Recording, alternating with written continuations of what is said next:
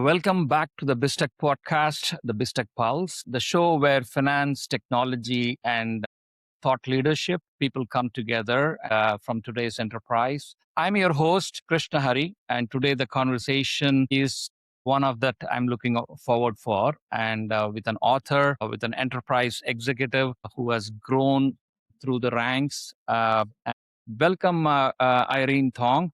Just a brief introduction. Irene holds an MBA from Radford, executive credentials from MIT and Harvard, and a cybersecurity certification from CISM. And she is finishing her doctorate. She's graduating this month. Congratulations, Irene. Thank you. Thank you, Harry. Yeah, and she's also a mentor of the year for her work developing the next generation of leaders. She has become one of the more thoughtful and candid voice in the CIO community, and that's great. Welcome to the podcast, Irene. Thank you, Harry.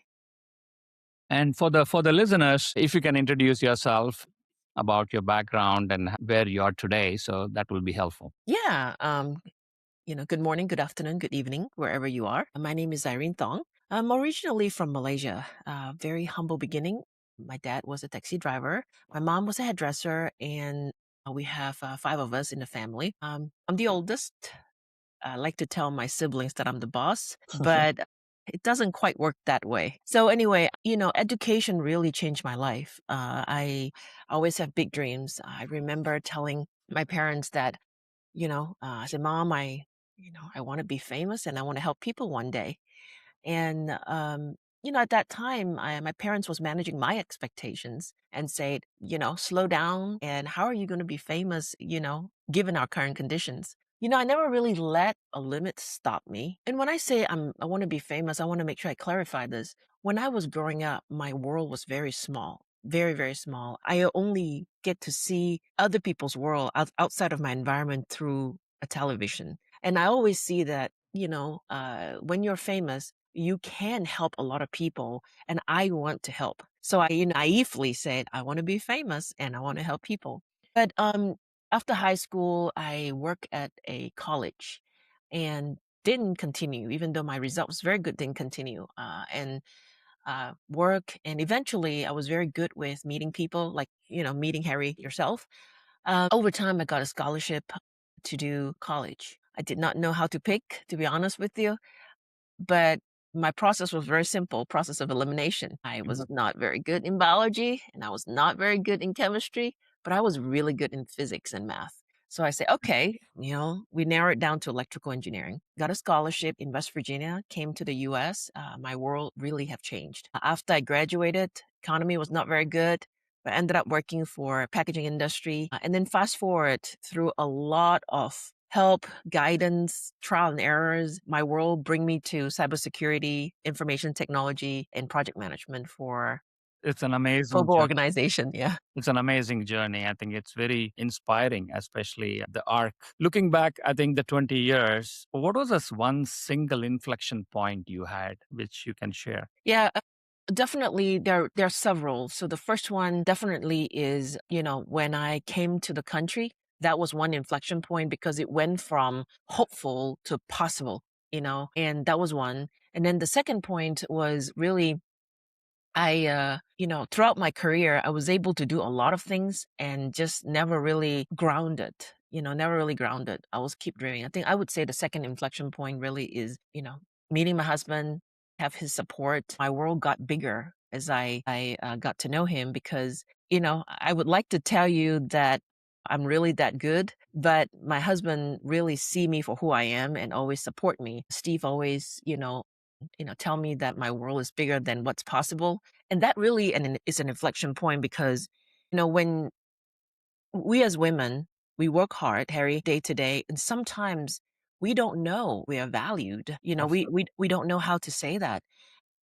When someone else see what you have done, just like you approaching me and say, wow, this is incredible. We deserve some celebration. Everybody does. Everybody listening to this podcast, I want you to know that you deserve the celebration of yourself. It doesn't have to be huge. Very simple as today I did something that I'm proud of. That alone can really change your perspective in life. And last but not least is recently, Harry had a change in, I was working for a company for 18 and a half years, had a good run, and now reaching an inflection point, and I'll start a new role in a few weeks here, still as a CIO. But I will say that I can already see, this is the chapter that I'm looking forward to start. Yeah. Coming back, I think your CIO journey is amazing because you had a technical background, then I think a technical depth to the business fluency. When did you realize in the CIO job that it's not a technology job, but it's more of what are your thoughts on that? So I realized it really early because here's the thing. If you think about it, the people that create the technology is a group of, a population, let's just call it. But the group that really use technology is the broader group. So let's just say, for sake of illustration, in manufacturing, you have one IT department, right? But you got the marketing, you got the finance, you got the supply chain, you got so many other groups. So if we're solely focused on the technology itself and we don't focus on the greater good, how people can use technology to help them do their job better and make their life better, then we would be remiss. Absolutely. You nailed it. I think it takes time for people to realize. One of the CIO friend of mine was telling me that he grew from the IT side, from the programming side. Then he started taking various other roles. Like from CIO, he became a CISO, then he became CDO, Chief Data Officer. If you see the business impact these roles had, he had accomplished that. And then he said, what next, right? He Yeah. moved on to various roles within the organization. You have been a great contributor in the CIO forum. A couple of articles I went through it. And one thing which drew is one title, three jobs, the various CIOs, the mid level CIOs, the corp enterprise CIOs, and the startup CIOs. I would like you to talk about it. Yeah, the CIO title, first and foremost, you can be the head of something, the CIO, the VPs, and so there's so many titles. But at the end of the day, when we say CIO here, it's executive that lead IT, enterprise transformation. And here's the thing, you got one title, but that's really many realities. It depends on what organization. Smaller organization, quick to respond, innovation. Sometimes you have to play the commercial role, right? It's not sometimes quite a lot, actually. Then when you're in the mid-sized organization, it's different. You may have to be operational. You have to understand how you can make sure your vision come to reality, but through a lot of hats. You wear a lot of hats. And then if you are in Fortune 500, where you have a lot of structure, a lot of layers, then you're really focusing on governance, integrations, being an enterprise leader, not just a technology leader. I would call business leaders that have, know-how in technology and know how to capitalize on it to make a difference for, for the business and for the customers and the consumers. Absolutely. I never realized. I haven't been on the other side of the table. So it was so nice that you categorized the roles of CIO in various levels. The other one, I think the false divide between strategic and operational, right? I have seen this a lot of mid market as well as enterprise. Yeah. Typical lifespan of a CIO title is averaging 3 to 4 years max, right? Correct. Yes. And I just wanted your thoughts on that. So here's the thing. It depends on whether you're publicly listed or not. Some organizations, every 3 to 4 years, they change. And when they changed, what they really is saying is they need a new leader. Yeah. Because the things that is happening is not working. But if it is working, they will continue. However, it depends on if it is a publicly listed company. There's also a impact if they change leader, right? So what I think is every company has its reason. Sometimes it's the simplest and the clearest way to communicate to the general public that not just we're doing this little step change, we're really making a bigger change that really matters by changing the head of the area. Definitely. I think the amount of changes happening with the technology piece, right, is so fast. The other one is the prior equivalency trap. For example, when people hire a CIO, sometimes the board may think, has he done anything in AI? AI is evolving now, right? Yes. Have we done AI in our industry, right? Yeah. It's like on the candidate side, hiring manager will say, hey, can I have a 10-year experienced AI guy? I mean, people started doing AI projects in the last 2, 3 years. You're asking for 10 years experience? Give me a break, right? Similarly, the board expectation that only if you have done a similar project, you'll be successful in the current role. That's not what you expect. What you expect is whether this guy can do it, whether he has Right. done challenging Right. jobs earlier, whether he can Right. do it. Yeah, there are really twofold to this. One is on the individual level, you need to know that don't take a job that you cannot do. And that include cannot do within the culture that you're given. So let's just say this. If you're so used to a Fortune 500 culture and you go to a startup, which is a faster mode where you have to be potentially more hands-on and the nature of the job is very different, even though you can do it, you really might not want to do it, right? Now, let's look at a hiring manager perspective. In this case would be CEO, COO, CFO. When you're hiring a CIO, you really also need to think about what do you need? What kind of problems do you have? Are you lacking of someone that have technical knowledge that can communicate, can get along, that can influence? Or are you having those talent already, but you really need someone that have technical chops to bring it together? You sometimes needs both, right? So let's Correct. just say a CIO, as you say, Harry, they have been spending all their time doing ERP implementation, whether it's upgrading ERPs or, deploying certain ERPs. Those projects take a long time. It could take 1 year, 2 years, 3 years, depending on the scale, right? Mhm. So after that stance, and if the hiring manager is looking at the CIO, they're going to say, whoa, all the last 3, 4 years, all you've done is ERPs. You didn't do any AI. Do you know what that is? I think that's a legitimate question as far as in asking, but don't stop just at the resume. If you have done a lot of things that only be successful because you are a good communicator, Mhm. and I need a communicator, but I need a communicator that need AI experience, then give it a chance. Talk to that person and have that person, articulate it to you. Because I got news for you. If you hire someone so technical at the top level, right, at the Yeah. top level, and if they can't lead and they can't communicate in the right way and bring the right people together, you can't weaponize it. I'll give you an example. Because my dad was a taxi driver, we have been ingrained, don't drive fast, drive safe. So you can give me a very fast car, a Lamborghini or any car to me. Can I drive? Yeah, I can drive. But if they say, have you driven at this speed before? The reality is I have not, because this is the fastest car I've ever seen, right? Or ever had, got my hand on, right? But doesn't mean I cannot. But if you say, we need someone that know how to drive these because tomorrow is the competition, right? You need an executor, then I'm not your guy. I'm not your gal.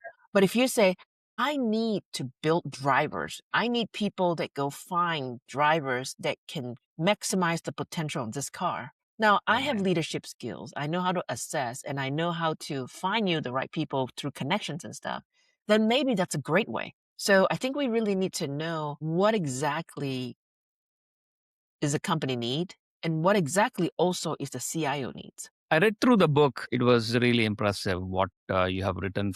No one has thought about this and written anything because in between jobs, people are in their own world. But I think you have written an amazing book on various things which people go through. What sort of audience did you target? I mean, looks like even people, as you said, go through a marriage or divorce or between jobs or you can relate this to other areas as well. Yeah, absolutely.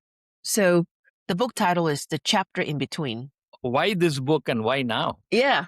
So this has been, an interesting development right now in the world. If you think about it, there's so many layoffs, so many people are experiencing changes. If you look at the history, divorce rate is pretty high. People looking for jobs, people losing their jobs, looking for a change. People perhaps, ask themselves what they're doing is the best is because they might not be aligned. In conversation with a lot of people, I recognized that sometimes when things are really good externally, people are still questioning what they're doing. Is this the right thing for me? Is this, am I doing the right thing?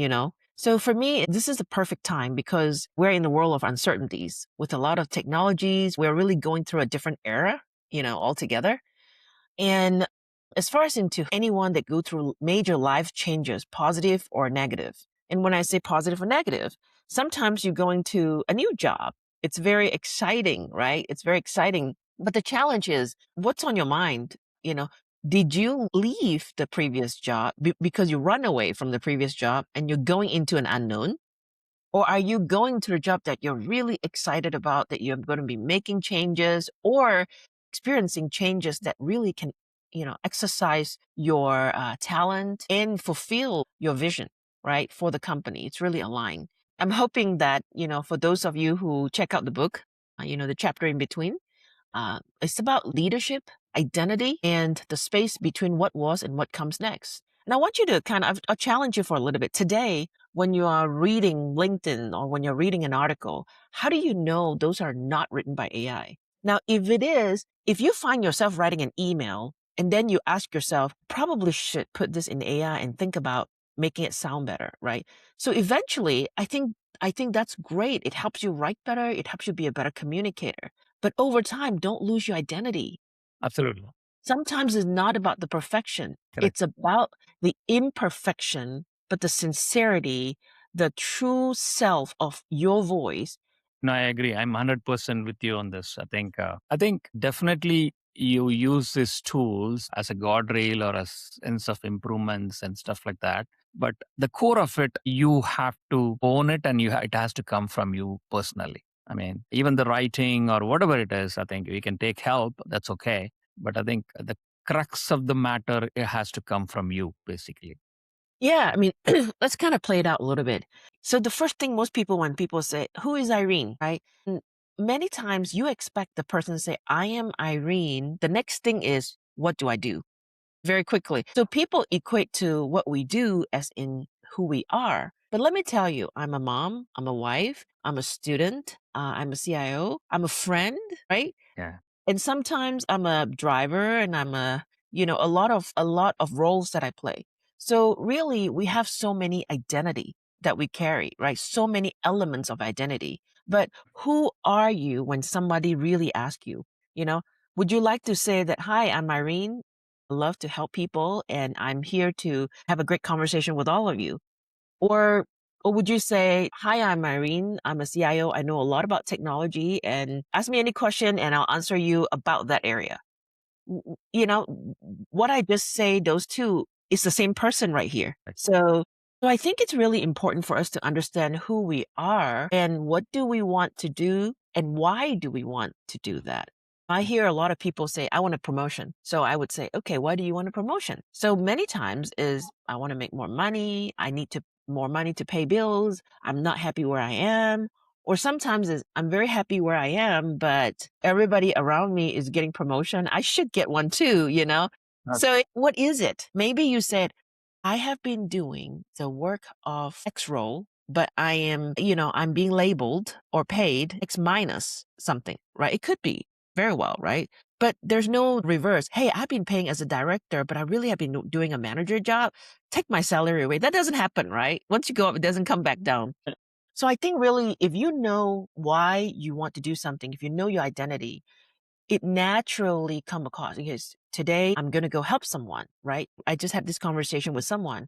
When we're in a community, what does it mean? That means you are in a community in good times and in bad times. But if you're only in good times when we can go do something together, and when we cannot go do something together and you're outside of the community, then you get lost. And I think so many people, especially the higher you go when you're in the C-suite and or when you own a business, right, Harry? Like you own a business, if things don't go right, you felt like your world just crumpled. Nothing is successful. Really, though, it's 99% of what you've accomplished. It's that 1%, maybe you didn't hit the mark. I love what Nelson Mandela say. Really, my favorite. I never lose. I win or I learned. No, yeah, yeah. It's an amazing, person. Coming back, I think inside the chapter in between, right? If you can give some tidbits, Yeah. what do you suggest?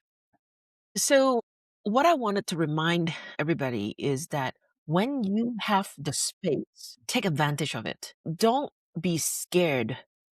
Sometimes when you're in a room, when nobody speak, it's a very nerve-wracking thing, because when you're in the room for a meeting and nobody talk, that first 5 minutes is very awkward. As an extrovert, sometimes we feel like we need to say something, right? And I can tell you, I am at fault at that. But what if you use that space, the space that you have when you're in between, maybe, between the previous job and the future job, or between the last day of my school and the first day of my job, or the last day of my marriage before the next future, the single me, right?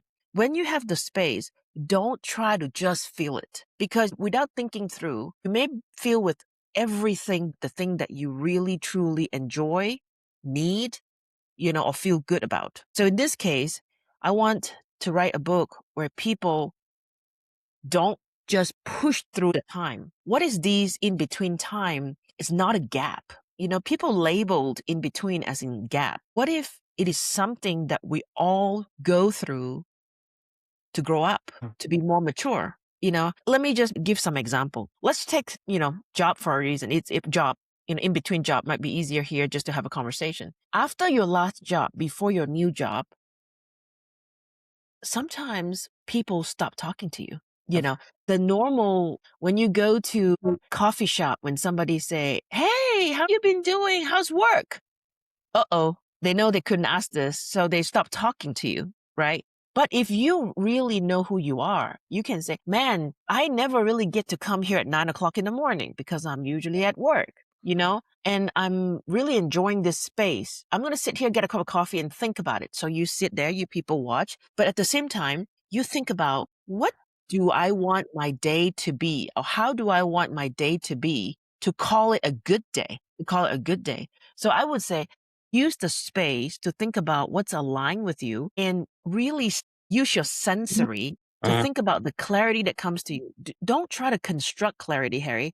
When I say construct clarity, don't try to analyze everything. If you try to analyze everything, you're going to come to an answer. Promise. You're going to get to an answer. But then you're going to pick that answer, and then you're going to feel something is not right, because you didn't let the space to do you justice, or to simply allow yourself to speak for yourself for once without any influence from your wife, your husband, your children, your bosses, nobody. So give yourself that few days, few weeks, however long you need. And I want everyone to take this time. And when you're given this time, believe it or not, it's a blessing. It's not a curse. Some of you might think that it's a curse. No, sometimes we're given many of these times, maybe it is a sign that we need to think about. Why does this keep happening to me? Right? And I think if you can do that, if you're looking at the book, you're reading the book, I'm happy to talk more. You can reach me. But I think most importantly is, give yourself that space, walk through with pride. And there are so many people that I'm talking to today, probably just lost job or know someone that lost job. Don't be afraid. Be brave, walk through it, and say, you know what? I can still wake up in the morning and breathe and think about what I can do next. It's amazing again, one of the other important message which I got is the role-based identity. Basically, you're asking people to move from a role-based identity to self-based identity. Great. You put it so well. Thank you. So at the end of the day, we might be a CIO, CFO, or CEO, and maybe there is a better role or a better company which is coming your way, right? Correct. With bigger challenges, whatever it is. Sometimes the way I look at it is, when you are moving from one role to another role, if you are confident about yourself, if you know what you are, develop that, network it, go and help somebody. That way you will be active. That's why the people say, take a contracting gig or do a speaking engagement, or go network with people and help a couple of guys. If you're alone and staying alone, you get depressed and stuff like that. Yeah, let me tell you, if you find yourself in the in-between space, most of us are not aware when we're in the in-between, only when it's big moments, Right. But if you find yourself in a big way that you're in between, do not disappear. That was a good advice that someone gave me. Do not disappear. Walk outside, have pride, be open. If you know what you want to do, you know exactly where you want to head. So Harry, do exactly what you say. Be very intentional. Go to the support group or go to this network that can help you. But if you're still trying to figure things out, just be open. Just be open to anything that come your way and say, okay, yes, let me try and see what happens. Because you'll be surprised that you find out that you like pickleball. Maybe you have never played pickleball and you say, I like pickleball. Or you can say that, okay, I actually quite enjoy doing X or not doing Y, right? So be open to the idea and learn and really feel what's right by you and what's right for you. And unless you give yourself a little bit of these moment of space to yourself, you may not necessarily know what you really need. You may know what you want, but you may not really know what you really need. What are the most common transition mistakes people make in your experience? Yeah, I wouldn't say just transition mistake, but I would say definitely an oversight is when people don't prioritize the true self.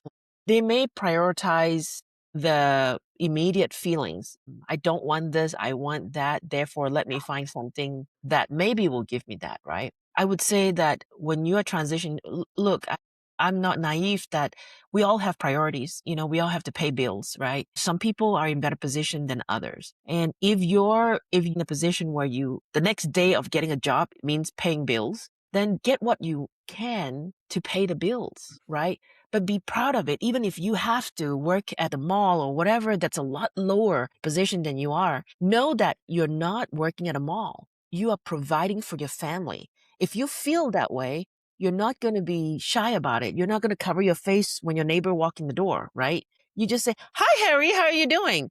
Yeah, I'm still in between, finding the next job and this job, but man, I got to pay bills, so Yeah. here I am. Yeah. Here I am. Hey, you got better stuff? Do you have something you can recommend me? I would love it. This is tough to do it for a very long time. Be proud like that. Just answer it that way. Because I want you guys to know, if you worry about the other person that walked towards you judge you, let me tell you, you judge yourself before that person judge you because you hear yourself before the person opened their mouth, right? So if you were to turn the table and say, Harry, listen, I'm trying to look for another job. This is my skills, but I don't get anything yet. But in between, I have to feed my kids. So I am here. When you say that, do you know what the other person's going to do? Is there something I can do to help Irene? I mean, she's so talented. I don't want her to, Mhm. to be doing whatever it is, right? And I want to make sure I say this, to be doing what someone is not proud of, because I believe there's a purpose in every job, whether you're a janitor, whether you're, housekeeper. Let me tell you, my housekeeper is super important to me. It's not just, cleaning floors, taking stuff away, but he enable, me to do my job.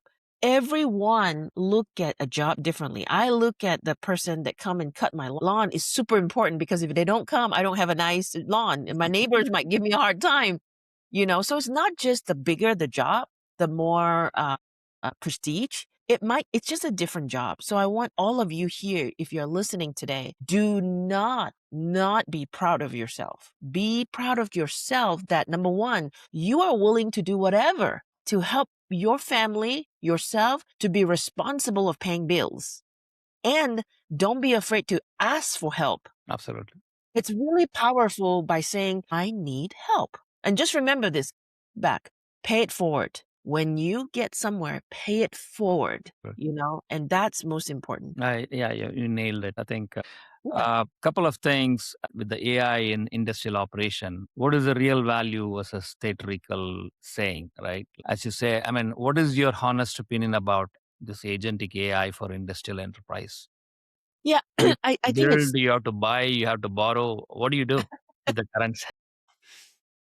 listen, AI has been coined since the 1950s, and then, of course, you have generative AI, and then you have agentic AI, right? I think there's a place for it. And with the demographics changed in the world, there's absolutely a place for agentic AI.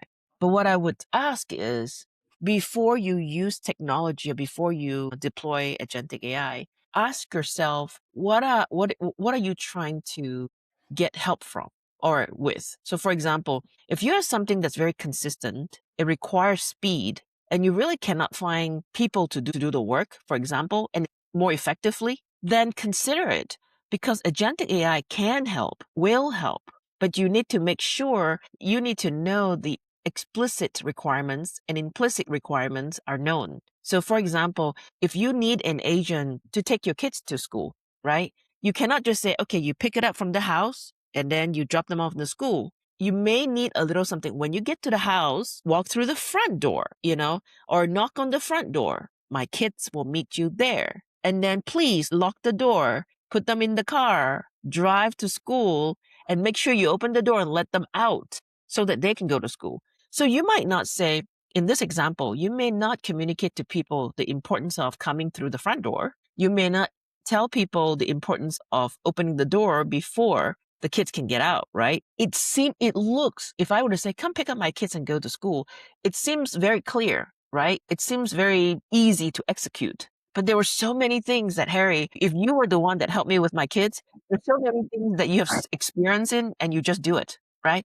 Agentic AI doesn't always have preference or experience that you have for many, many years, or do it consistently exactly how you would like it, right? If you don't prescribe it, you don't tell them what you like enough, it will do something. It will hallucinate. It will do something that may be harmful, may not be harmful. So I would say that before you do agentic AI, know what you're trying to do, know what is the consequences if it doesn't do exactly what you do, or it does more than what you ask them to do.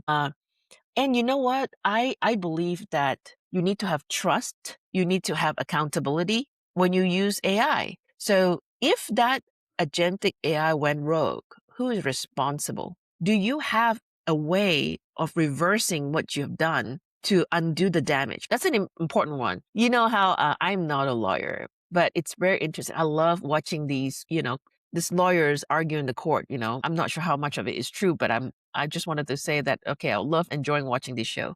But sometimes lawyer would say something and then they say they withdraw, right? But when they do that, they mean it. They mean to say something because nobody can unheard it, right? So when you use agentic AI, that's the same thing. If something happened, you may not be able to undo the damage. You can undo the steps, but you cannot undo the damage. Is that truly a damage, or is that just a lessons, or is that going to have any bearing to your future reputation? If it's not, maybe it's a good candidate. Start small, be able to roll back. And by the way, if you're deploying it, you're leading deployment, have transparency of what you're doing.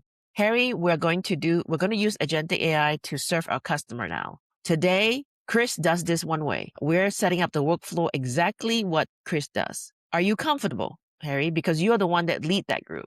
And if you say, yes, I'm comfortable, okay, we're going to do it. Let's test it for 3 months. And if it works out, then we're good. If it doesn't work out, we roll back. Here's how we would roll back. It needs partnership. Absolutely. Even within our own organization, we have been trying few things. Some things are working, some things are not. You still have to babysit. The way I look at it is, I always tell my folks, hey, as a small organization, you need to adopt and see how you can bring efficiency at the end of the day.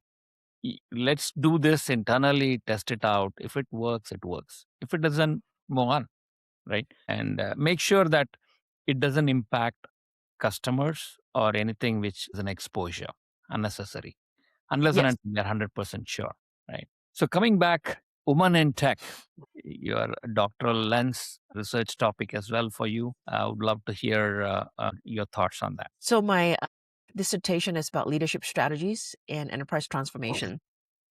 The population that I focus on is women CIO. Less than a quarter of CIOs in Fortune 500 are women CIOs. And there's just a lot of things. But what I've discovered is, first of all, there have been a lot of women that have been successful. I don't want everybody to kind of say, hey, there's only a quarter of a women in Fortune 500 are CIOs. We have a quarter of them in CIOs. So think about it in a positive way. About 25% of the women figured it out. What I really wanted is to create kind of a playbook. How did you get there? We all have different background. So I cannot give you a recipe exactly what I do, because you may or may not be able to do what I do, right? So what I can tell you is, if you want to be a CIO and you're man or woman, you need to have the fundamental skills. The fundamental technical skills is important. Even if you're leading from the top, if you happens to not be a technologist to begin with and you started to lead IT, that's my case, by the way. I mean, I have background in electrical engineering, not necessarily computer science or something, but I wanted you to know that regardless of where you start, you need to have technical chops. You need to understand how things work, period. Now, studies have also shown that during inflection points, right, when a company is ready to change, ready to make some big moves, that's the moment that you can operationalize your skills. So if you just have skills and you don't have a chance, nothing happens. Seneca say that luck is when preparations meets opportunity, right? So you need to have preparation. And then the opportunity is when an organization say, I'm ready to change. They will have criteria that potentially different than what they have. Studies have shown also is women typically get rise or get selected into those moments, right? Once you get to the position, you need to lead enterprise critical movement or changes. So you don't just do IT projects or very large IT projects that are just within IT, right? You really need to think about rising up to become an enterprise leader. And when I say an enterprise leader, what is the most important thing for the business right now? What is the most important thing for the business? Top 3 things for the business today that if you talk to the CEO, you talk to the CFO, you talk to the COO, you talk to the CHRO, they all sing from the same sheets of music. Are you? Great. If you're not, please do. Sometimes people say that, well, I need to have a seat at the table to be able to make an impact. Well, that's when you make an assumption that the C-suite play nice and they communicate together. That's not always the case, by the way, guys. Yeah, yeah. So what you need to do is listen to what's most important to the organization and align your efforts to it and communicate and say, hey, I see you're trying to do this. By the way, if we do this, this directly will deliver this within the time that you want. It's really important to kind of meet people halfway. Sometimes you might need to go 75% of the way to meet them halfway, but you do it. Now, the last part here, if you get a chance to lead enterprise business transformation initiative, you need to work with your organization. This piece comes from the organization piece. The organization must make the authority or the governance into mandates. For example, if we deploy anything that have technology elements, within our governance, there is a technology leadership oversight to this. And then make sure that these governance, AI governance, for example, right, or risk enterprise governance group needs to include someone that knows about technology, right? And by the way, then it becomes a cycle. So the more you do this, so okay, now I'm a first-time CIO, I do this, I'm part of the AI governance, and then you go through the cycle of I have skills, and then I might get promoted to CIDO or from a VP to SVP to an EVP. There's all kinds of title, right? And then you lead bigger efforts, and then the company also make the CEO or the leader of the company has a role as well. They need to publicly mean it and just really kind of say, okay, we have been very successful in doing this. We involve Irene in IT to help with this. And we are going to assemble an enterprise risk group that has that role in the group. And then you keep doing it. So it's actually a cycle. So I would say that for those of you who really wanted to rise up to be a technology leader, get your chops together, be in tune, network, and know when there's an opportunity in organization, and then volunteer and say, yes, I would like to take on that roles, work hard at it. And then what you have been doing successful, get incorporated into company culture. And then it will be basically a cycle and it will get stronger. It's like a wave. First cycle, second stronger, third stronger, and then it become very strong and stable. I agree. I mean, amazing tips which you are sharing for the budding technology leaders who want to become a future CIO, especially. The way I look at it is definite. I have read Indra Nui's memoir, her growth, how she sacrificed for you guys to hold the biological clock and the career clock. That's a huge. It basically it runs parallel, right? I think the way Yeah. she managed her career to be the CEO of PepsiCo for a long time, it's amazing. I mean, it's not easy, especially with the corporate pressure. when the title brings its own level of pressure and performance and stuff like that. I mean, I thought you were named the Pathfinder Mentor of the Year. Wanted to get your thoughts on the mentorship that actually works. Yeah, and I think when you're a mentor, it's really important to not push your own agenda to your mentee. Help your mentee think through their own thoughts. You know, what they aspire to do, what are the challenges. Believe in them that they can walk through their problems. When you're a mentor, it's really hard if you just give somebody a prescription. Here's what I would do if I were you, right? If you do that, you're really undermining the people that you mentored, because you need to believe that the people that you mentor, they can rise up, but you do need to help them collaborate. Think, Harry, what have you tried? Okay, why do you think it doesn't work? Have you thought about this? What do you think if we do this? And make them think through it, because sometimes when you're mentoring people, there is the emotional side of things that we have to take care of. It's not just about tactical. It's not the action.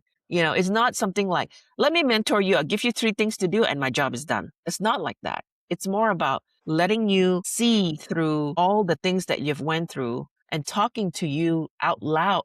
Actually allow them to talk out loud. And sometimes you might hear, oh, wow, this is what you think. I'm thinking this big and you're thinking this small, or I'm thinking this small, you're thinking so big.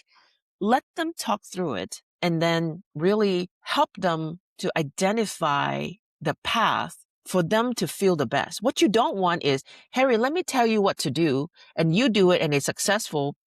Guess what happened the next time when the same problem happened or another problem happened? I need to call Irene. Okay. Then you just make yourself, you create it. You're not empowering them. You're really creating a crutch where every time they need to solve a problem, they don't have the confidence. They say, I need a more confident me, which is Irene. You don't want that. You want them to feel that Irene say, I got this. She told me how I think through this. Okay, I've thought through 75% of that.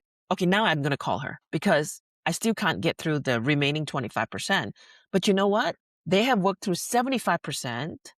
Now you can help them to 25. And over time, they're self-sufficient. They don't need you. They just need someone that know that they're willing to go through a lot to achieve what they want. They just need you to be an advocate, someone Absolutely. that listen Absolutely. to them.